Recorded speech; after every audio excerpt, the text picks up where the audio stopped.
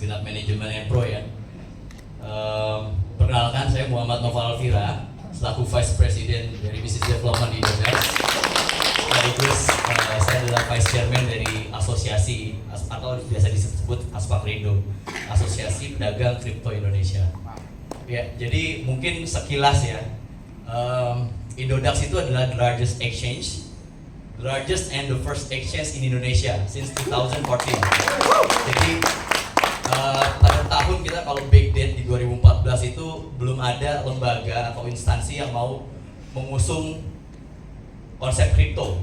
Jadi Indodax itu maju bergerilya, selaku founder itu Pak Oscar ya, dia bergerilya datang ke Kementerian Keuangan, ke DJP untuk berdiskusi, ke OJK, cuma belum bisa diterima sampai akhirnya kita majulah ke Bapepti. Bapepti yang menerima kripto sebagai komoditas. Maka sejak saat itu kripto itu disebut sebagai komoditas, aset kripto. Jadi bukan nilainya bukan disebut sebagai nilai transaksi gitu ya, tapi aset komoditas. Nah, kemudian waktu berlalu, Indodax kemudian berubah dari bitcoin.co.id, nama kita pada saat itu kemudian berubah menjadi Indodax. Barulah diikuti oleh beberapa exchange lainnya seperti Toko Kripto, Pintu, Peluang, dan lain-lain.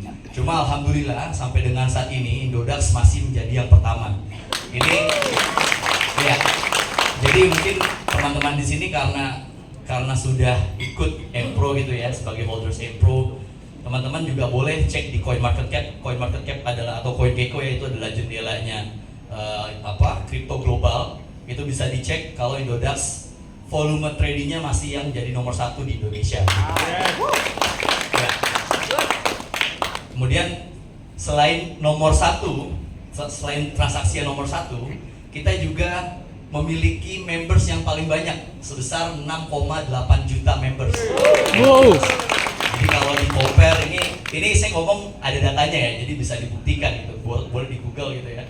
Volume trading Indodax, CoinMarketCap, membersnya Indodax bisa dicek semua. Nah, tadi sempat dimention juga oleh Pak Dani ya, memang kita nggak bisa sembarang terima token untuk dapat diperdagangkan di Indodax.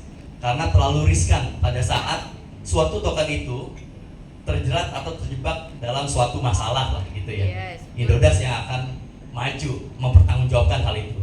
Nah, sebelum kita memproses atau melisting Empro, itu ada konsep atau biasa disebut sebagai analytical hierarchy process, di mana proses AHP dari token Empro sendiri ini sebetulnya cukup konfidensial, jadi saya nggak akan sebutkan skornya berapa, kemudian apa aja indikator penilaiannya, cuma saya bisa sampaikan bahwa hasil scoring dari AHP Empro sendiri itu cukup tinggi. Wow.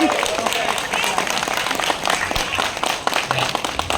Sehingga karena hasil dari AHP Empro itu cukup tinggi, kita berani untuk melisting Empro, kemudian kita memberikan usulan tersebut ke Bapepti untuk selanjutnya kita ajukan sebagai whitelist atau token yang memang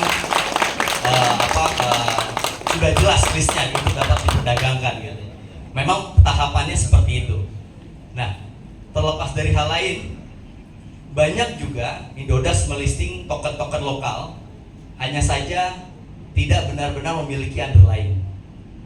Tidak seperti Empro ya, real world asset. Ada asetnya, ada propertinya gitu yang jadi underlying-nya, nilai fundamentalnya ada dari situ gitu. Jadi seharusnya saya juga berdoa ya agar Empro juga bisa terus to the moon. Amin. Dan semoga juga para members di Indodax bisa melihat sisi positif, sisi baik dari aset Empro itu sendiri. Jadi semoga Empro pun juga bisa memanfaatkan members yang ada di Indodax gitu ya.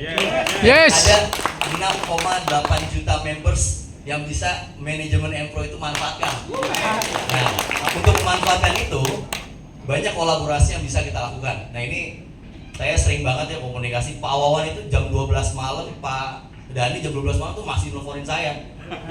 Saya lagi sama istri saya, lagi di tangan saya gitu kan. Cuma karena ini saya kan profesional ya. Ini untuk urusan kerjaan gitu ya. untuk di belakangnya ini ada harapan gitu loh dari employee sendiri. Jadi jam 12 malam pun saya masih angkat telepon Pak Dani. Siapa? Gimana Pak? Nah jadi sekali lagi untuk memanfaatkan members yang ada di Indodax, Empro bisa berkolaborasi lebih jauh lagi dengan Indodax seperti mengadakan beberapa campaign atau event-event itu gitu. Ya mungkin nanti untuk lebih detailsnya kita akan deep dive lagi untuk diskusikan bagaimana roadmap ke depannya ya nanti bersama-sama Indodax. Ya mungkin itu aja yang bisa saya sampaikan. Semoga para hadirin, teman-teman, rekan-rekan semua di sini dapat menikmati acara ini ya. Terima kasih dari saya. Assalamualaikum warahmatullahi wabarakatuh. Luar biasa sekali lagi tepuk tangan yang meriah untuk Bapak